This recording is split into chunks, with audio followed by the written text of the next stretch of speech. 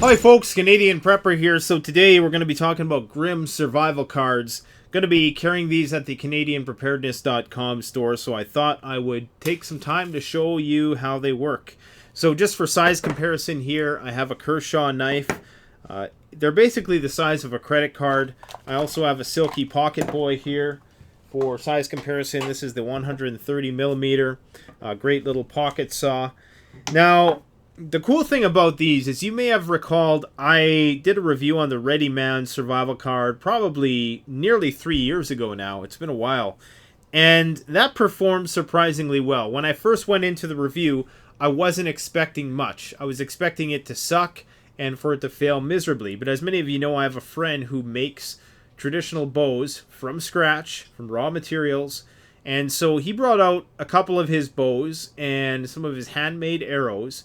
And we fastened some of the arrowheads, which in many respects look like the ones shown here. We fastened that to the bow. I can't remember what we used, some kind of pine resin and some kind of, I'm not exactly sure what it was. It was a natural fiber. Anyways, we attached the broadhead to the arrow and it performed surprisingly well. We were just stumping, and that just means shooting stumps in that test. But we got some significant penetration power with a material which was a much lighter gauge than is made with these Grim survival cards. So this is a heavier gauge steel that's used here, and when you feel the card, you can feel it's got a lot of quality to it. So he took this one step further. Ready Man came out with the concept, and Grim Survival Tools has taken it to the next level. They have a variety of different cards that they sell. I'm only going to be carrying these ones at my store because I believe that these ones are the most practical. And there's some, that he has that I think are a bit more gimmicky than others. But for the most part, these are really practical sets of tools. Anything that you can use that packs flat, you can basically put on a survival card. So as you can see, this is the multi-purpose survival card. So with this one, you get a knife, and the knife isn't here. I actually misplaced it right before I went to do this review. I had it all sharpened up. I had a little hockey tape type wrap around the handle, and I was using it for cutting little things around the house. Actually works really great. Good little neck knife. And you get some arrowheads, so you get a couple different styles of broadhead, and you get some fish hooks as well. And these fish hooks are incredibly durable. They have barbs on them, so they're going to be just as functional as a normal fish hook. They're not going to blend in as much, so they're not going to be as camouflage to the fish. But they might actually attract the fish because they're a shiny color and they're going to reflect the light a little bit. We also have what he calls the medical kit. It's more of a sewing kit. I mean, you can attempt sutures with this, but you would want to have some professional experience if you ever attempted that. But just the level of sophistication of the metal cutouts here is just incredible. In order to make these, you have to have the tools attached to the frame of the card by a tiny little piece of metal. And in order to do what he's done here to maximize the amount of tool that you get from one card is just phenomenal. So you got sewing needles here that can go through leather. Some of them, of course, are just going to be your standard sewing needles, and of course some of your suture needles. And you even have little things here which could probably be used for snaring or in combination with your fishing tools. And here we have a tool set. I'm not going to elaborate on this. In Canada, it is legal to possess a lockpick set in most provinces.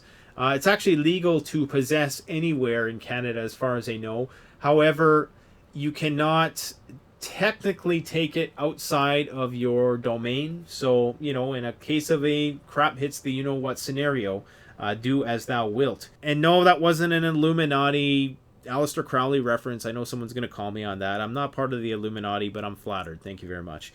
Anyways, this card is probably one of the most functional cards, and it's built with a very durable steel. So you're going to have various rakes and torque wrenches there that you can use to get the job done. And of course, it's being marketed as a tool card because it's not a lockpick card, all right? And now this one here, this is a Trident, I believe, or it's kind of like a fish spear, and it's got a lot of fight to it. This thing, if you mounted this to the end of a stick, I do think that this could be used for the purpose of spearing a fish quite easily. Well, not easily, because I've never speared a fish, but, you know, as far as fishing spears go, this could work because it's that durable. This steel is a very hard steel, and my only criticism of it is that it's a little bit too hard. In order to put an edge on some of these items, you're going to have to... It's going to take a little bit of time, but I guess the idea is in a survival scenario, time is what you have. So long as you have some kind of sandstone or something like that nature, even with a leather belt for the finer work, you could definitely sharpen these devices. And a lot of the ones that have points, like the fishing hooks, you're not going to have to sharpen those. They're already very pointy and very sharp right out of the box. So this is probably one of the most practical ones. This is the fishing hook card. I think that you can't go wrong to have something like this in a survival kit. I forgot about this card. This is the Arrowhead card that we're also going to be selling. So you get, looks like 8 arrowheads on here. So like I say, just it's amazing how he makes use of this space. And these arrowheads, I can tell, are going to perform better than the ones that we use with the Ready Man. These ones aren't particularly as wide, but you're going to be able to fasten these to an arrow shaft much easier, just the way they're designed, so you can use cordage to wrap around. So I might do a demonstration of that at some point to show you how that works. Basically, you would separate the end of the, you would split the end of the arrow, and then you would insert that in there, and you would wrap around cordage to make it stick. So definitely going to be some significant penetration power there. These are going to retail for about $19.99 Canadian, which is around, what should I say, $15 USD. And like I say, made in America. There's a patent pending on these. It comes with instructions in the back. Built very tough. A good add-on item anyways. Can't hurt to throw one of these in the bug out rule. Now this thing here, this, I'm going to talk about this a bit more. It's called a Cordage card. And what it allows you to do is basically cut a plastic bottle into cordage. So stay tuned for that video. It's going to be a quick video that I do, probably no more than 2 minutes. I'm not actually going to be carrying this one because as cool as I think it is, I just don't think carrying something around like that is going to be something that's that practical, because you could just carry cordage around, so why wouldn't you do that?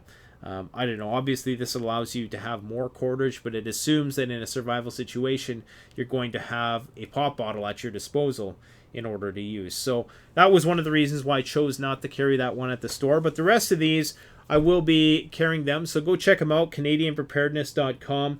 I should also add, there's a couple other things we're going to be carrying. One of them is this Titan Survivor cord. Amazing stuff. This stuff has so many cool features about it. It basically has, it's your 7-strand paracord, but it's actually 620 pound test because it has some 30 AWG wire in there for animal snares. It has 100 feet of 25 pound test fishing line, which is just amazing. And it has 100 feet of waterproof waxed jute tinder for starting fires, all in this cordage. And these come in 100-foot hanks, and they're going for $39.99 on in Canadian dollars on CanadianPreparedness.com. Subtract 25% for USD. And one more thing I should add, we're also going to be carrying the SAS tactical and recon bows at the store, so we're probably going to be having those up maybe by the time that this video goes up. But yeah, so stay tuned for that. We got a lot of really cool stuff on that website, lots of unique survival gear. I'm slowly building up an arsenal of stuff so we can do full premium packages on the roll, pre-made kits, quality pre-made kits, not this one-and-done crap that you see being pushed on the internet to inexperienced people. So stay tuned for that. Don't forget to like, comment, subscribe. Thanks for watching. Canadian Prepper out.